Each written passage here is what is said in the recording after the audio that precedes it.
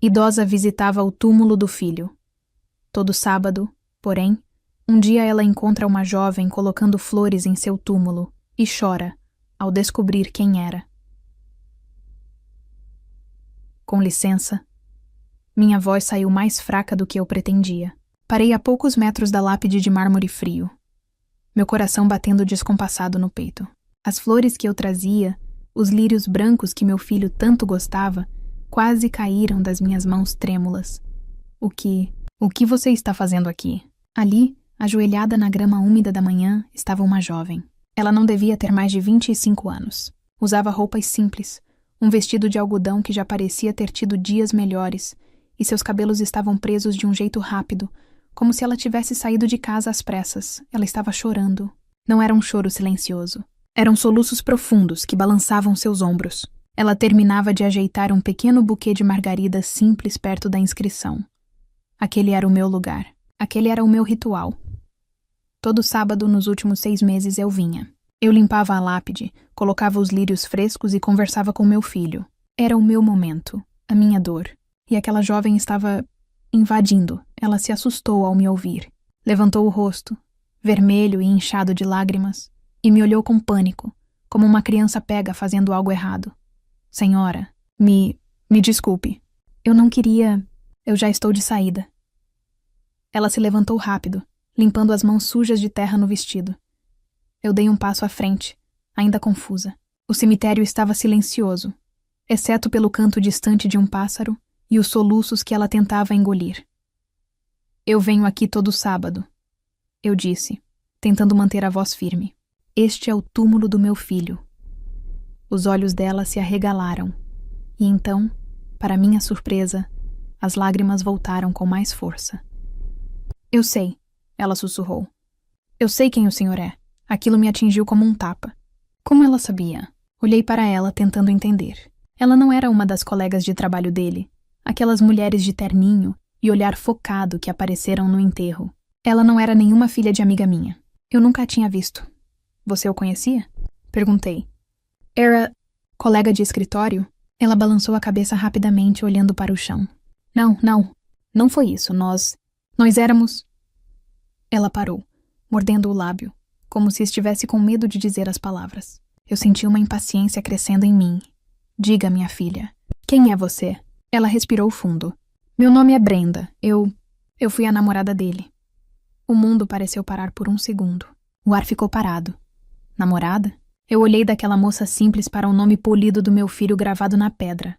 Impossível. Não, eu disse, balançando a cabeça. Não, você está enganada. Meu filho não tinha namorada. Ele era focado. O trabalho era tudo para ele. Ele não tinha tempo para isso. Eu me arrependi assim que disse isso. O rosto de Brenda se contraiu de dor. Ele dizia isso, não é? Ela falou baixinho, mais para si mesma do que para mim. Que não tinha tempo. Ele morava comigo. Eu continuei, quase desesperada para fazê-la entender. Eu saberia. Ele me contava tudo. A carreira dele estava decolando. Ele estava prestes a conseguir a grande promoção. Ele não namorava. Brenda finalmente olhou nos meus olhos. A tristeza neles era tão profunda quanto a minha. Ninguém sabia, senhora. Era um segredo. Nós ficamos juntos por mais de 1 ano. 1 ano. A palavra ecoou na minha cabeça. 1 ano inteiro. Meu filho, meu menino honesto, tinha uma vida secreta por 1 ano? Por quê? E sussurrei. Por que um segredo? Se ele gostava de você, por que esconder? Brenda desviou o olhar para o túmulo. Ele dizia que era complicado, por causa das expectativas. Ele dizia que eu não me encaixava. Não se encaixava? Repeti sem entender. No mundo dele. No escritório de luxo, nos jantares importantes. Eu era a garçonete do café onde ele tomava o expresso dele todo dia. Ele dizia que eu era o refúgio dele. O lugar onde ele podia ser ele mesmo, longe da pressão. A imagem me atingiu. Meu filho, sempre impecável em seus ternos caros, saindo escondido para encontrar a garçonete do café. Senti meu rosto esquentar. Não de raiva, mas de vergonha, confusão. Ele me dizia que um dia, ela continuou, a voz embargada, quando ele conseguisse a promoção, quando estivesse seguro, ele contaria para todo mundo. Contaria para a senhora. Ele dizia que a senhora ia gostar de mim. Eu não sabia o que dizer. Eu sempre incentivei a carreira dele. Sempre disse que ele tinha que mirar o topo. Eu teria aceitado. Mas ele mudou, Brenda disse, e sua voz falhou. Nos últimos meses, a pressão aumentou. Ele ficou distante, frio. Ele estava trabalhando muito. Eu defendi por puro instinto. Eu sei, mas não era só isso. Ela limpou uma lágrima com as costas da mão. Uma semana antes do acidente, ele terminou tudo. Meu coração gelou. O quê? Foi por telefone. Ele disse que não podia mais me ver, que tinha sido um erro, que ele precisava de foco total para a carreira dele e que eu era uma distração. Ele disse que eu não fazia parte dos planos dele. Ela começou a soluçar de novo, ali na minha frente. Ele me pediu para nunca mais procurá-lo, e eu obedeci. Eu fiquei com tanta raiva, tão magoada. E então, uma semana depois, eu vi a notícia. Eu nem pude ir ao enterro. Eu não tinha o direito de estar aqui. Eu não era ninguém. Ela olhou para mim, os olhos suplicantes. Mas eu não consigo parar de pensar nele. Eu só precisava trazer umas flores. Me desculpe, senhora. Eu juro que não venho mais. Eu não vou atrapalhar. Brenda se virou para ir embora, tropeçando nos próprios pés. Espere! Eu chamei. Ela parou, mas não se virou. Eu olhei para os lírios caros em minhas mãos. E olhei para as margaridas simples que ela tinha deixado. Elas pareciam tão honestas. Você o amava? Perguntei. Ela ficou em silêncio por um longo tempo. Então ela apenas balançou a cabeça afirmativamente, os ombros tremendo. E saiu andando, apressada, desaparecendo por entre os outros túmulos. Eu fiquei sozinha. O sábado, que sempre foi meu dia de luto sagrado, agora parecia sujo. Sentei-me no banco de pedra frio. 1 ano. Lembrei das noites em que ele chegava tarde, dizendo que era reunião com investidores. Lembrei das vezes em que o peguei sorrindo para o celular. E ele disfarçava, dizendo que era um meme do escritório. Lembrei de como eu me orgulhava dele. Meu filho, o diretor. Tão focado, tão sério, eu tinha incentivado essa ambição. Eu tinha dito a ele para não deixar nada ficar em seu caminho. E agora, eu descobria que nada incluía o coração de uma jovem que chorava escondido em seu túmulo. A imagem perfeita do meu filho, o homem íntegro que eu tanto amava, começou a rachar. Eu olhei para a lápide fria. Pela primeira vez eu não senti apenas tristeza. Senti uma pontada de algo novo.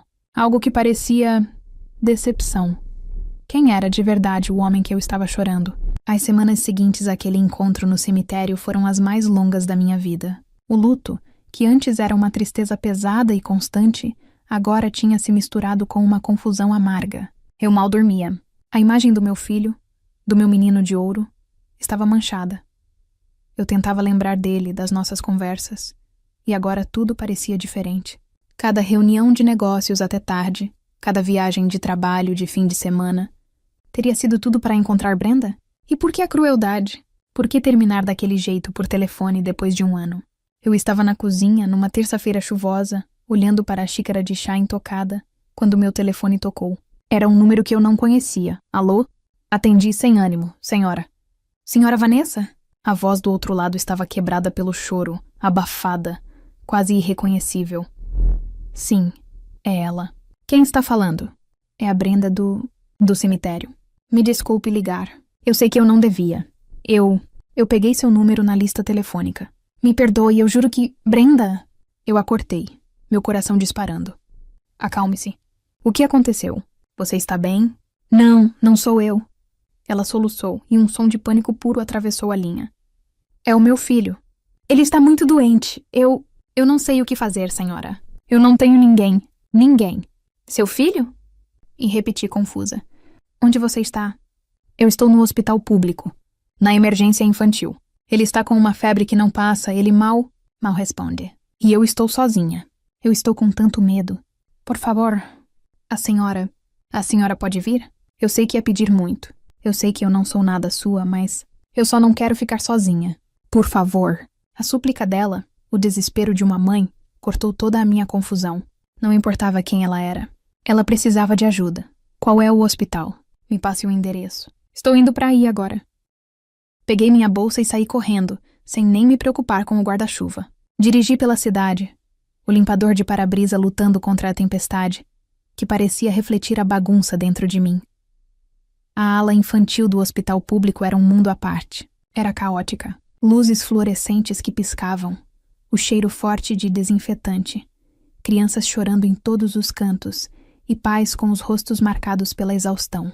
Era o oposto de todos os lugares caros e silenciosos que meu filho frequentava.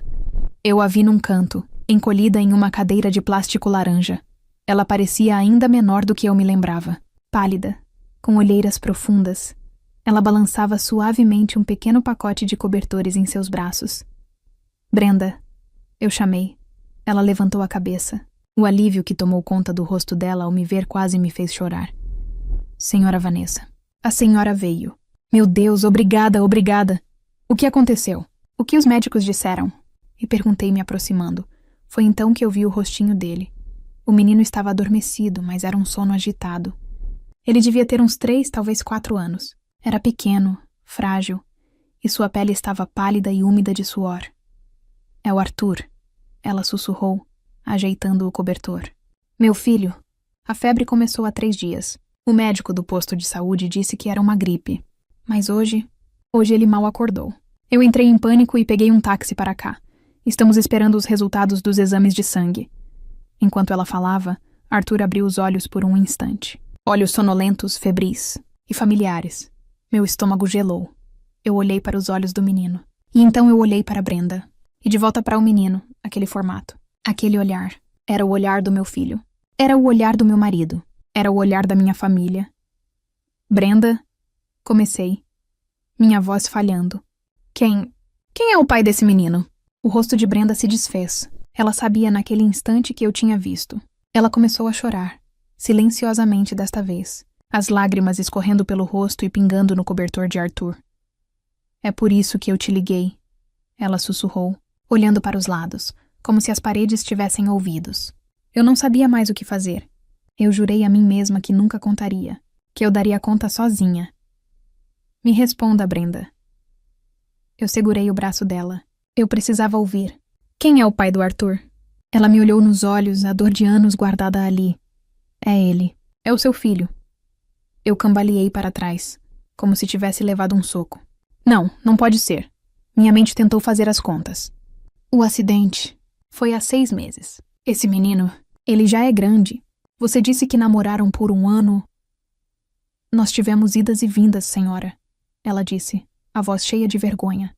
Isso foi antes desse último ano que eu te contei. Foi há quase 4 anos. Eu descobri que estava grávida. Grávida? Sim, eu estava tão feliz.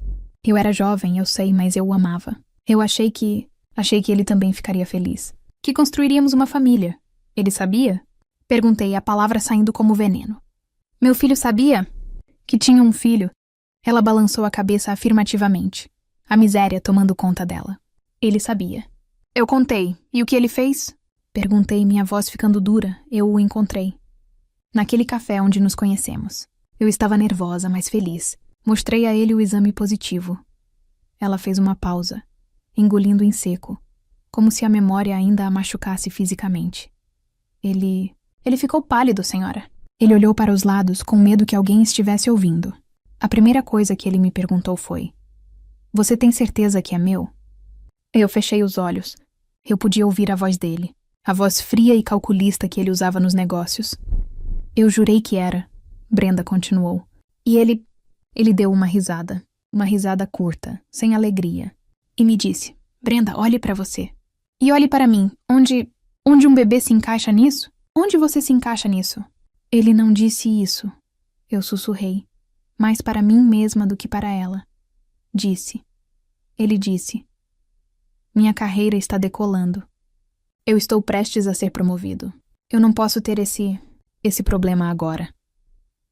Ele me disse que um filho, especialmente comigo, uma garçonete, arruinaria a imagem dele. Arruinaria tudo o que ele e a senhora, tudo o que vocês construíram para ele. Ele tinha me usado. Ele tinha usado o meu nome, o meu apoio, como escudo para a crueldade dele. O que mais ele disse? Perguntei. Ele me ofereceu dinheiro, Brenda disse, baixinho, como se fosse o segredo mais sujo de todos. Ele abriu a carteira. Disse para eu resolver o problema, e que se eu não quisesse resolver, que eu sumisse, que eu desaparecesse. Ele disse que se eu contasse para alguém, especialmente para a senhora, ele diria que eu estava mentindo, que eu era uma interesseira. Ele disse que me destruiria. Eu tive que me sentar. Minhas pernas fraquejaram. O homem que eu tinha criado, o homem por quem eu chorava todos os sábados, era um monstro. Eu não aceitei o dinheiro, Brenda disse, levantando o queixo, um traço de orgulho em meio ao desespero. Eu fui embora naquela noite. Peguei minhas poucas coisas, pedi demissão do café e voltei para a casa dos meus pais, no interior. Tive o Arthur sozinha. E ele nunca mais procurou? Procurou. Cerca de 1 ano depois. Foi quando começamos aquele último namoro que eu te contei. Ele disse que sentia minha falta, que eu era a única pessoa com quem ele podia ser ele mesmo. Mas havia uma regra. Qual regra? Aí eu temi perguntar.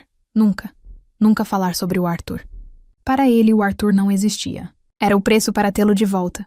Eu olhei para o meu neto. O meu neto, um menino que existia há 3 anos e que meu filho tinha apagado da própria vida para proteger sua carreira. Naquele momento, uma médica se aproximou, segurando uma prancheta. Brenda, a responsável por Arthur? Brenda se levantou de um salto, o pânico voltando. Sim, sou eu. Ele está bem? O que ele tem? A médica olhou para Brenda, depois para mim, com um olhar sério, profissional. Os exames chegaram. Eu preciso que vocês venham à minha sala. Nós precisamos conversar sobre o diagnóstico dele. Eu senti meu sangue gelar.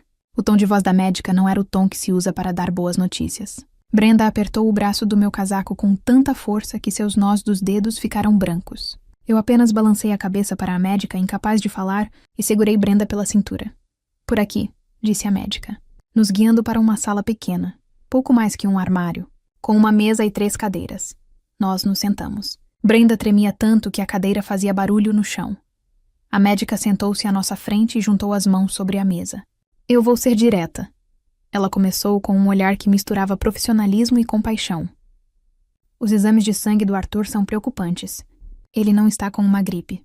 Os níveis dele estão todos errados. O que isso quer dizer? Brenda sussurrou. O Arthur está com uma forma muito agressiva de anemia aplástica. É uma doença grave. A medula óssea dele simplesmente parou de produzir células sanguíneas suficientes. Eu, que nunca tinha ouvido falar daquilo, senti o pânico subir pela minha garganta. Brenda parecia não ter entendido. Mas tem remédio, não tem? E perguntou Brenda com a voz de uma criança. É só dar um remédio mais forte? A médica respirou fundo. O tratamento é complexo. Ele precisa ficar internado, imediatamente. Ele vai precisar de transfusões de sangue constantes, talvez diariamente para mantê-lo estável. E vai precisar de medicamentos muito fortes para tentar fazer a medula dele acordar. E se isso não funcionar, o quê?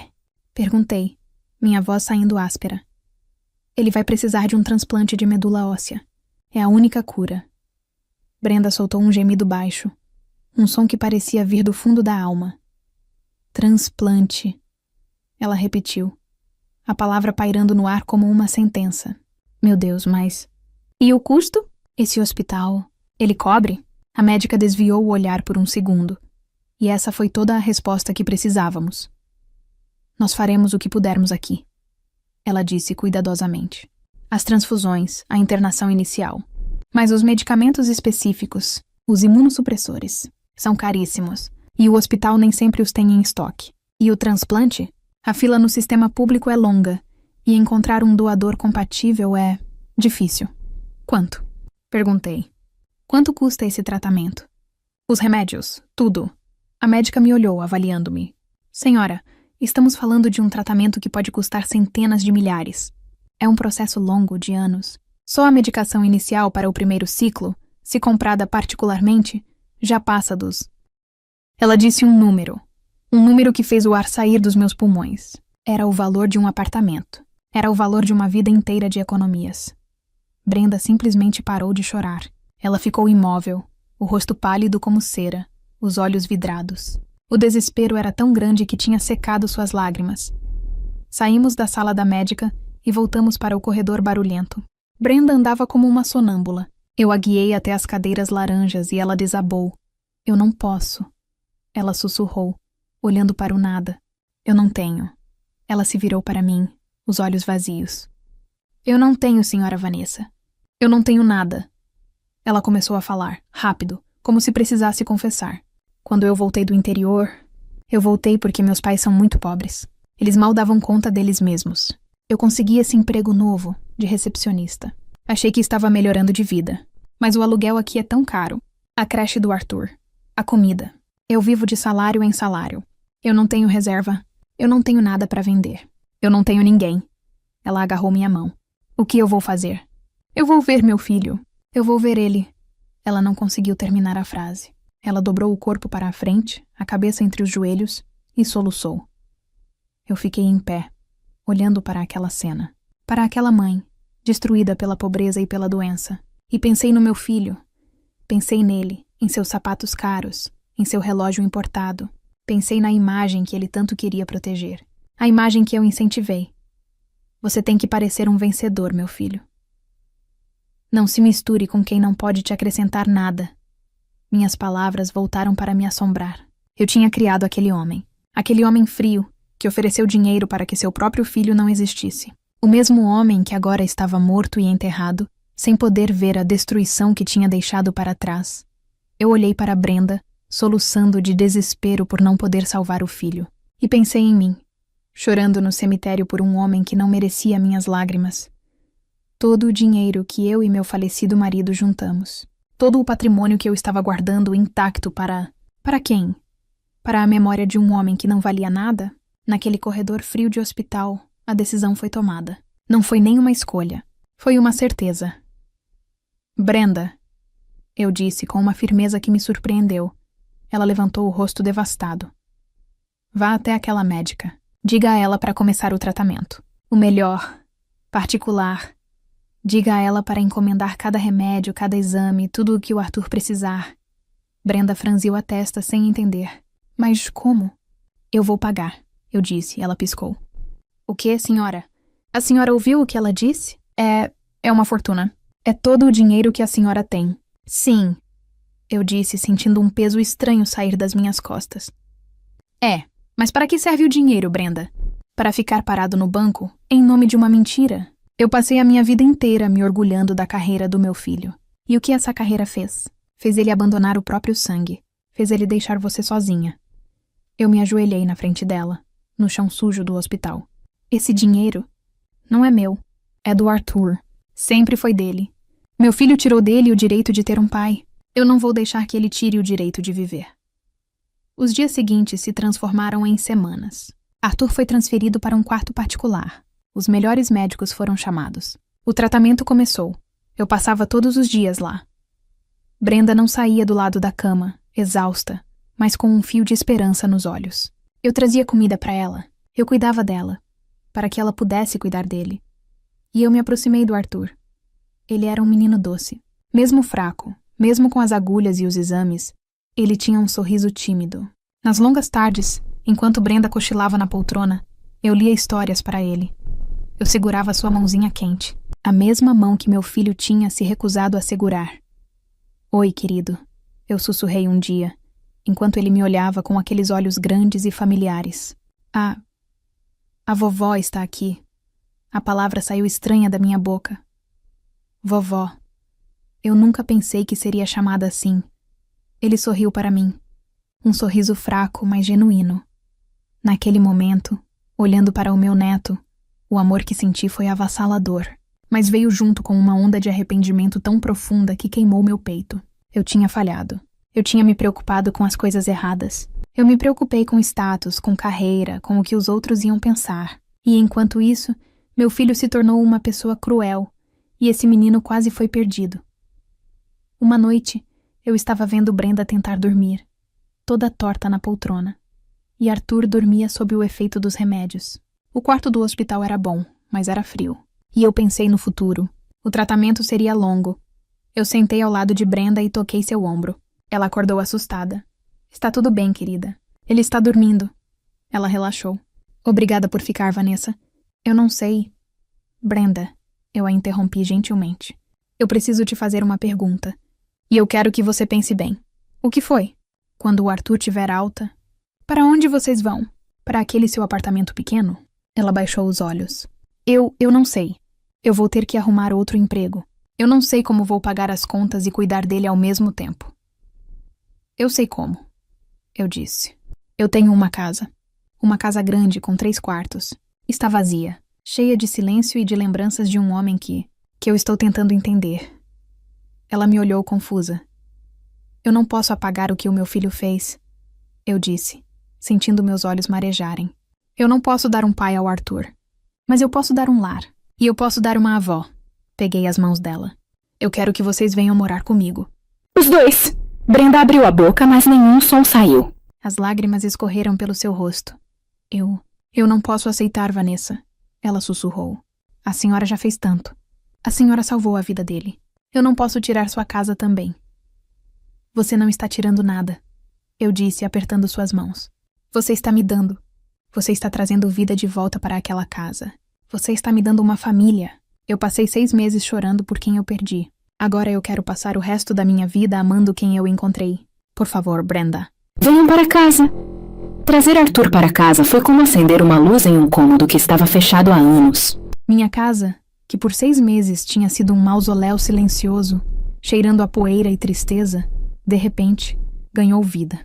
O silêncio foi quebrado. Foi quebrado pelo som de desenhos animados na televisão pela manhã. Foi quebrado pela risada fraca, mas crescente, de Arthur. O tratamento era rigoroso. Os remédios eram caros, e a rotina de exames continuava. Mas a mudança era visível. A cor estava voltando ao rosto do meu neto. Onde antes havia uma fragilidade pálida, agora havia bochechas coradas. Ele começou a ganhar peso. Brenda, que no hospital parecia um fantasma assustado, também floresceu. Com a segurança de um teto e sem o pânico esmagador das contas, ela pôde focar apenas em ser mãe. Eu os observava da cozinha. Arthur estava no tapete da sala, empilhando blocos de madeira. Ele se concentrava, a língua para fora. E quando a torre caía, ele soltava uma gargalhada aguda que enchia a casa. Brenda estava no sofá lendo, mas seus olhos não saíam dele. Olha, vovó.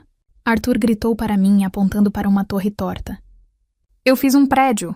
Vovó. A palavra agora soava natural. Meu coração se apertou de um jeito bom. Está lindo, meu amor. O prédio mais alto que eu já vi. Brenda me lançou um sorriso. Um sorriso genuíno, de pura gratidão e afeto. Naqueles meses, ela e eu tínhamos construído uma aliança silenciosa.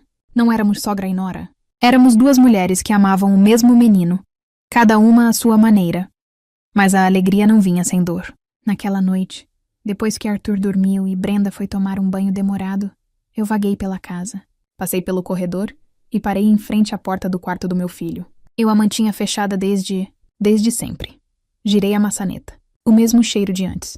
Livros, o perfume caro dele e algo metálico, de seus troféus de trabalho. Na mesa de cabeceira, uma foto. Ele e eu na formatura da faculdade. Ele sorrindo vitorioso, o braço em volta dos meus ombros. O filho perfeito. Eu peguei o porta-retrato. Olhei para aquele rosto. O rosto que eu tinha beijado. O rosto para o qual eu tinha dedicado cada centavo, cada oração, cada gota de orgulho. Seu mentiroso, eu sussurrei para a foto. A raiva subiu, quente e amarga. Uma raiva que eu não tinha me permitido sentir no hospital. Ali eu só senti urgência. Agora, na segurança da minha casa, eu senti a traição. Eu dediquei a minha vida a você. Eu disse ao homem sorridente na foto. Eu me orgulhei de você.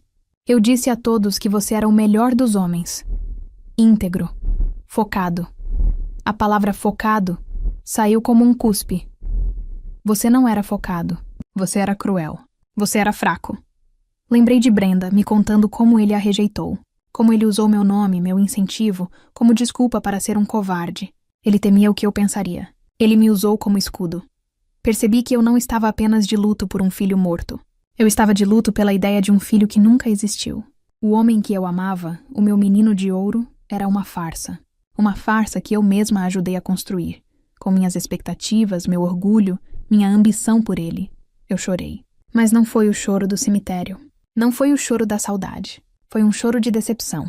Um choro de libertação. Eu estava me despedindo dele pela 2ª vez. E esta era a despedida final. Eu coloquei a foto virada para baixo sobre a mesa.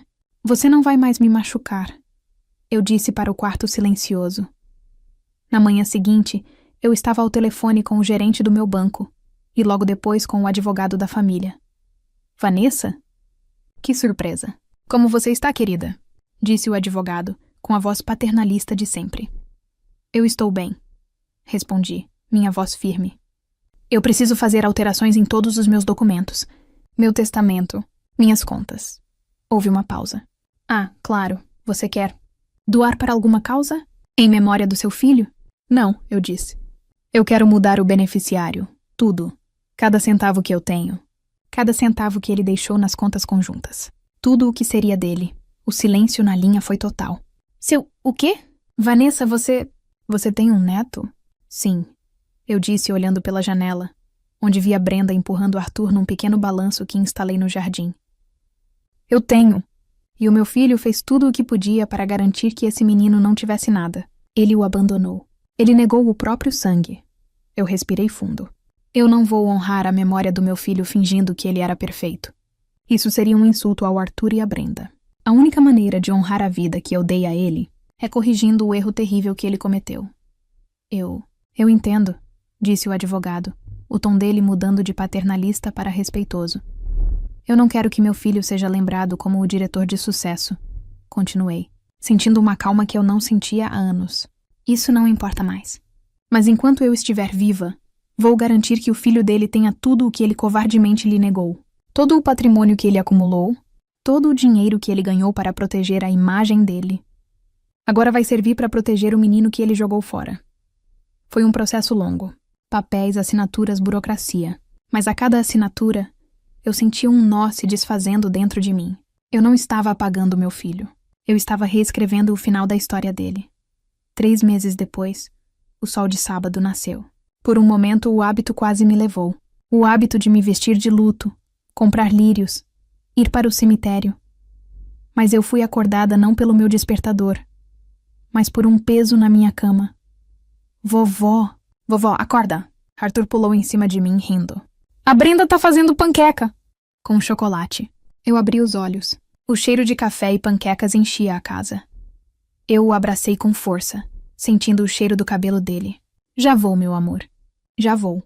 Naquela manhã de sábado, eu não fui ao cemitério. Descemos para a cozinha. Brenda estava no fogão, cantarolando uma música boba. Arthur sentou na sua cadeirinha, batendo os pés. Bom dia, Vanessa. Ela disse, sorrindo para mim. Dormiu bem? Como há muito tempo não dormia, respondi, sentando à mesa.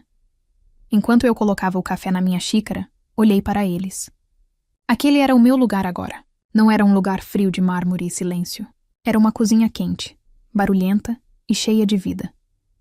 Eu tinha perdido um filho que eu idealizava. Eu tinha gasto anos da minha vida inflando o orgulho de um homem que se revelou cruel. Mas a vida, de uma forma misteriosa, tinha me dado uma segunda chance. Eu encontrei um neto, que era a parte boa dele, a parte inocente. E encontrei uma filha, em Brenda, uma mulher forte e gentil. Eu não precisava mais chorar por uma memória. Eu podia sorrir para o presente. A minha dor, aquela dor que me definia, tinha finalmente sido superada. Tinha sido substituída por um amor real, um propósito real. Eu finalmente estava em paz.